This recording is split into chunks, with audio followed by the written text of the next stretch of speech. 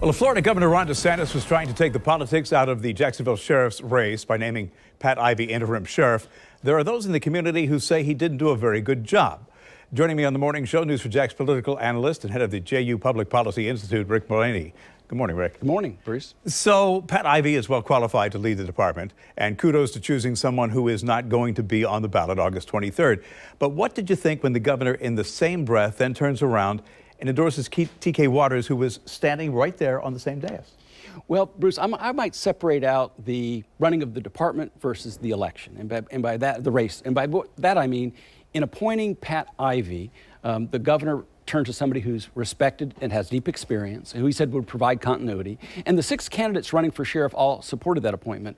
And you're avoiding politicizing the department. So the department gets run well. On the election itself, no surprise there that involves politics, and the appointment of T.K. Waters as the leading Republican candidate. He certainly took advantage of a high-profile moment and forum to make the appointment.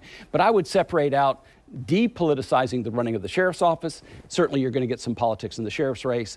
I thought overall it set the table well for what's ahead. So taking nothing away from TK, but if you were the governor, given the fact that people said, okay, maybe we should have somebody as interim sheriff who is totally disassociated with the race, which he did in appointing, Pat Ivey. Yeah. Should he have maybe waited for another forum in order to say, I endorse TK Waters? Possibly so, but remember, the topic of the day in Jacksonville right now is the leadership of the sheriff's office. And that includes the near-term change that we're going to see this Saturday with the new sheriff. And it includes a longer-term change, which we'll see at the end of the special election, probably November. And remember, again, there's an election next spring. So I do think in the end, this forum was a particular forum of high profile with public interest, and he did take advantage of that public attention. I will say this too, though, Bruce, as you look to the election in the long run, I think you're going to have to see that the running of the department is separate from the race, and it's going to be a sprint now. Okay, and some of the candidates said that, especially going toward August 23rd, which is something like, 80 days away. Yes. So let's talk about the series of elections. August 23rd could be a runoff in November, and then you've got the general election. So since consolidation, there have been 5 sheriffs. We talked about this the other day when we talked about the field of candidates and when we found out that Mike Williams was going to go ahead and retire. There could potentially be 4 sheriffs between now and the end of the election series. It is remarkable, Bruce, and as you just mentioned, for more than half a century, Jacksonville has enjoyed remarkable stability and continuity in the sheriff's office. For 54 years, since 1968, we've had those 5 sheriffs. I've been very fortunate to work with all 5 of those sheriffs, from Dale Carson to Jim McMillan to Nat Glover to John Rutherford to Mike Williams. We have had some very good leadership. This is probably the most disruptive period we've experienced in consolidated government when it comes to the sheriff's office. This Saturday, we will have the 6th sheriff in the history of consolidated government. Come the special election, we will have the 7th.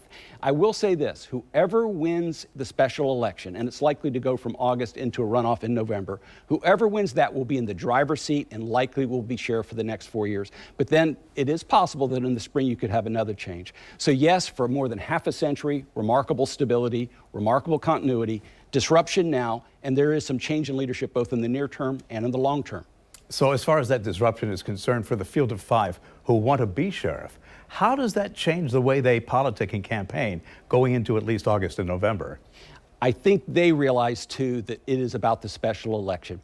Whoever wins now is likely going to be your next sheriff. And it has gone from more of a marathon, a race that was 9.5 months away, to one that is 11 weeks away.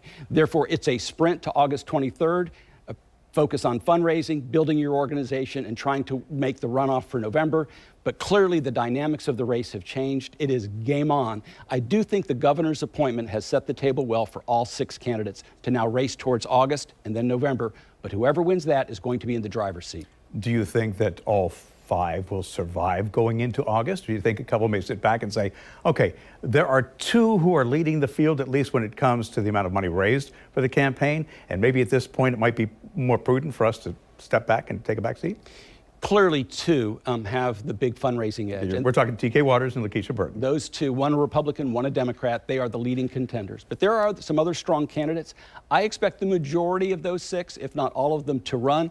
I do expect that there will be a runoff in November, and those 2 leading contenders are very strong candidates in particular. But there are some others coming along who could make it very, very interesting. And in the meantime, as far as the JSO officers are concerned, it's business as usual. This has nothing to do with the way they operate. And that's why Pat Ivey is a good choice, because he does have the experience, he knows the officers, he's got the credibility. His appointment was applauded, like I said, for those running. He's applauded on both sides. I think for the governor, there was some very compelling reasons to appoint Pat Ivey as the acting sheriff at this point in time. And it's also important to point out there was a big event in January, I think it was, and a majority of this state's law enforcement officers threw their support behind Ron DeSantis, because they said, look, he does support, number one, pay raises for them, and he supports them getting the funding they need in order to fight crime.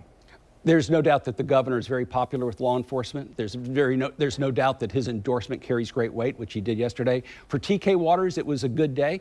It's a mixed blessing, quite frankly, to get the appointment. You have the profile, you have the bully pulpit you can run, but it also takes away your campaign time. For TK Waters, he kind of got the best of both worlds, a high-profile endorsement, plus he's free to campaign for the next few weeks. But the governor's endorsement does carry great weight when it comes to law enforcement. But Lakeisha Burton also has the support of the rank and file in JSO, so we'll wait and see. She had a good day too, by the way, because you don't want one of your opponents getting the appointment. And as a Democrat, she certainly didn't expect to get the appointment from a Republican governor. Not a bad day for her yesterday either. Well said. Rick, thank you very much.